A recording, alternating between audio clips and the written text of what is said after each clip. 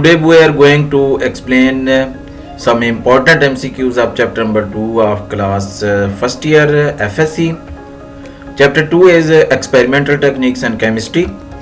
First MCQ है, a filtration process could be very time consuming if it were not aided by a gentle suction which is developed.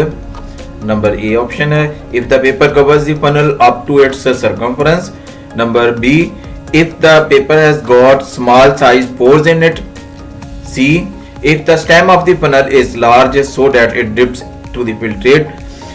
And the D option is if the paper fits tightly. इस question में ये पूछा गया है कि filtration के process में कौन सा अमल करें कि इसमें फिल्ट्रेशन के दौरान सक्शन पावर डेवलप हो जाए, और अगर सक्शन डेवलप नहीं होती तो ये प्रोसेस बहुत ही ज़्यादा टाइम कंज्यूमिंग हो जाएगा, बहुत ज़्यादा टाइम लगेगा। तो ऐसा उस वक्त होता है जब पेपर लूज हो, टाइटली फिट ना हो, सक्शन का प्रोसेस डेवलप नहीं हो सकता। इसलिए ऑप्शन डी इसके लिए मौजूद तरीन है कि if the paper fits tightly, ये इसके लिए मौजूद तरीन ऑप्शन होगा कि सोल्यूशन पर खिंचाव की कुव्वत उस वक्त डेवलप होगी अगर पेपर उसमें टाइटली फिट हो जाए, और नतीजतन फिल्ट्रेशन का प्रोसेस जो है वो बहुत आसान हो जाएगा और रवानी के साथ चलता रहेगा। मल्टीपल चॉइस क्वेश्चन नंबर 2 देखें। During the process of crystallization the hot saturated solution, इसके लिए ऑप्शन दिए हुए हैं। ए ऑप्शन है is cooled very slowly to get large size crystals. B option है is cooled at a moderate rate to get medium sized crystal. C option है is evaporated to get the crystals of the product. And the D option is mixed with an immiscible liquid to get the pure crystals of the product. Student hard saturated solution को crystallise करने के अमल के लिए moderate rate के साथ किया जाता है ताकि इसके नतीजे में बनने वाली क्रिस्टल्स मीडियम साइज की हों और जिसमें इम्प्योरिटीज के चांसेस बहुत कम होंगे और ऐसी क्रिस्टल्स इम्प्योरिटी से पाक होंगी। इसलिए option B is cooled at moderate rate to get medium size crystal, ये मौजूद तरीन है, यह ऑप्शन दुरुस्त है। अब क्वेश्चन नंबर 3 देखें। Solvent extraction is an equilibrium process and is controlled by, कि सॉल्वेंट एक्सट्रैक्शन का जो अमल है वो इक्विलिब्रियम पर होता है और इसको कंट्रोल करता है। कौन सा लॉ कंट्रोल करता है, ये दिए हुए हैं। ए ऑप्शन है law of mass action, irrelevant है। बी ऑप्शन है the amount of solvent used, ये भी इररिलेवेंट है। और सी ऑप्शन है डिस्ट्रीब्यूशन लॉ, तो ये ऑप्शन जो है दुरुस्त है क्योंकि इक्विलिब्रियम का प्रोसेस जो है वो डिस्ट्रीब्यूशन लॉ पर डिपेंड करता है। और डी ऑप्शन है द अमाउंट ऑफ सॉल्यूट, ये भी इररिलेवेंट है। ऑप्शन नंबर जो सी है वो डिस्ट्रीब्यूशन लॉ, ये मौजूद तरीन है, इसलिए ये आंसर दुरुस्त है। डिस्ट्रीब्यूशन लॉ को भी रिवाइज कर दूं कि इसकी स्टेटमेंट ये है कि solute distributes itself between two immiscible liquids at a constant ratio of concentration. तो ये लॉ सॉल्वेंट एक्सट्रैक्शन प्रोसेस के लिए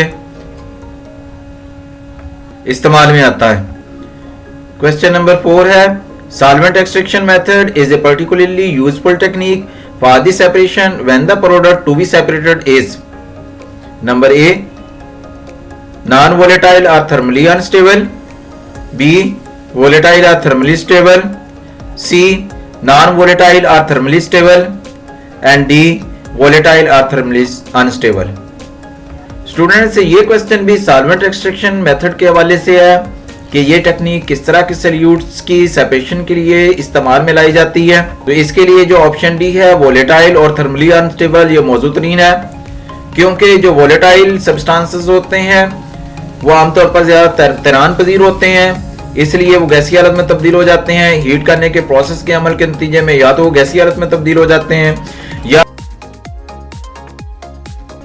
ऐसे सॉल्यूट जो थर्मली अनस्टेबल होते हैं, हीट करने से वो अनस्टेबल होने की वजह से वो तोड़फोड़ का शिकार हो जाते हैं। तो नतीजतन उनको हीटिंग के प्रोसेस के अमल के नतीजे में उनको सेपरेट नहीं किया जा सकता है, इसलिए ये टेक्निक सॉल्वेंट एक्सट्रैक्शन की यूज़ की जाती है जिसमें दो इमिसिबल लिक्विड्स आपस में एक दूसरे के लिहाज से जो इमिसिबल होते हैं उनको इस्तेमाल में लाया जाता है। तो ऑप्शन डी वोलेटाइल और थर्मली अनस्टेबल ये दुरुस्त है। मल्टीपल चॉइस क्वेश्चन नंबर 5 है the comparative rate at which the solute move in paper chromatography depend on option A the size of the paper, option B RF value of the solute, option C temperature of the experiment and option D is size of the chromatographic tank which is used.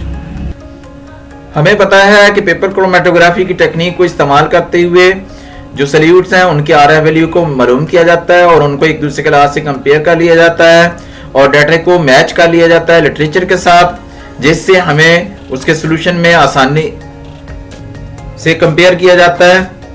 तो इस question के लिए option B RF value of the solute ये मौजूदतरीन option है और ये दुरुस्त ऑप्शन है।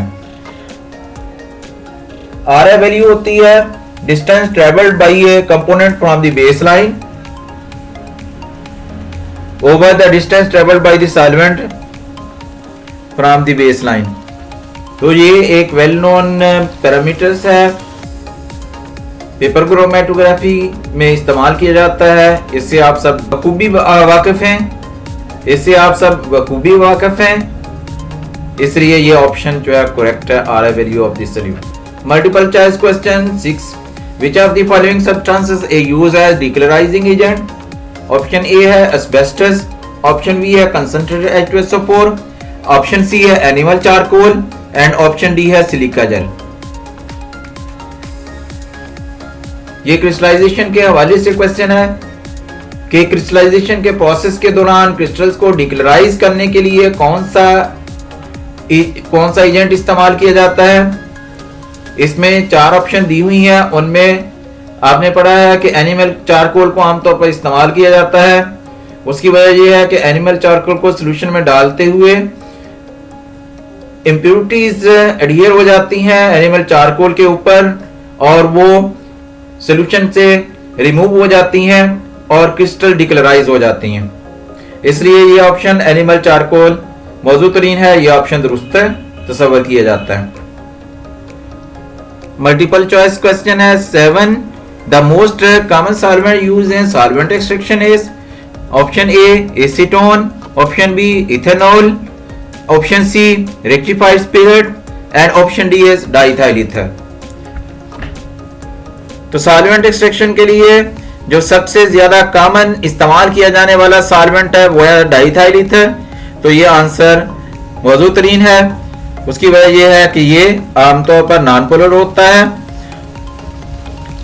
और जो पोलर सॉल्वेंट होते हैं जिस तरह वाटर वगैरह है उसमें ये सॉल्व नहीं होता, इसलिए ये मिसिबल होता है। इसलिए ये ऑप्शन दुरुस्त है।